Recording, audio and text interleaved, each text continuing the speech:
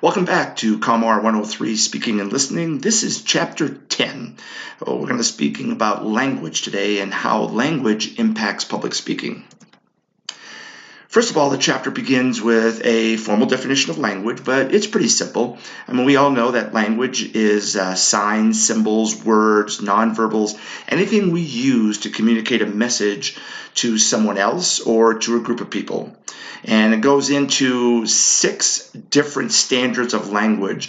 So this chapter breaks it down, and the first standard that it talks about is clarity.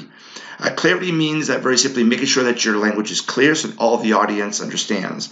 One of the examples here is abstract language. So abstract language could be a word that could mean multiple meanings, such as if I threw the word rock out to you. The word rock could be that it's a rock. It's a stone that you throw across the pond. It could be Dwayne Rock Johnson. It could be a big old diamond on somebody's hand. It also could represent a prison, such as Alcatraz. Alcatraz is also commonly known as the Rock. So those are great examples of how language can be used abstractly.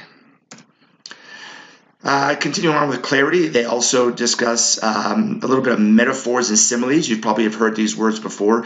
You'll hear the word simile because you'll hear the words like and as in a simile, such as she was as beautiful as a red, red rose.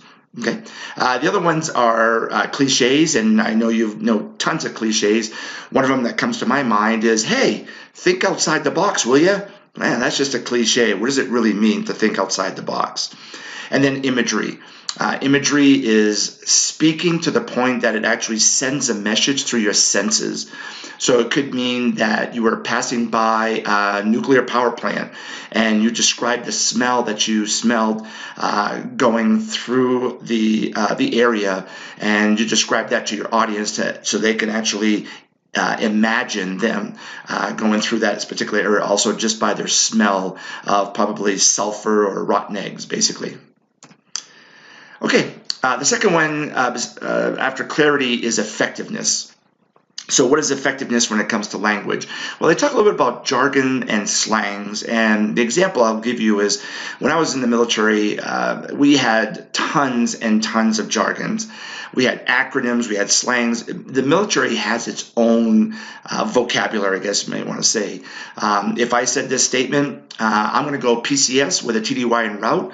While I go TDY, I'm going to take a POV and also get paid BAQ, BAS, and VHA for my travels. Some of you are going to look at me like I'm totally out of space and so forth, but if you're military, you probably followed me all the way through that. Basically what I said is I'm going PCS, permanent change of station, and I'm going TDY en route, temporary duty, and then I'm going to take my POV, privately owned vehicle. I'm going to get paid BAQ, basic allowance for quarters, BAS, basic allowance for subsistence, VHA, variable housing allowance, while I'm TDY, while I'm in temporary duty status. So again, those are all jargons and slangs that very simply we have in the military. You probably have them at work also. The third one that they talk about, the third standard, is called rhetorical techniques, and the one that I'm going to mention here is alliteration. Alliteration says here is the repetition of initial consonants in a particular sentence.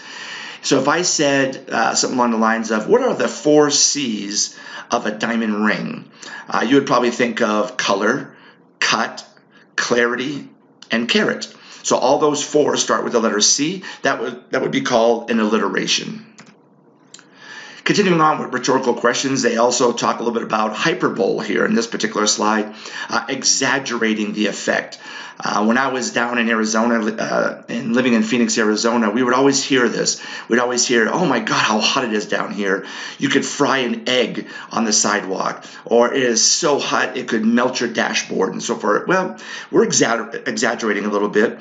There was actually a study that was done about frying an egg on the sidewalk in Phoenix, Arizona, and it really didn't come true. So again, that's a hyperbole.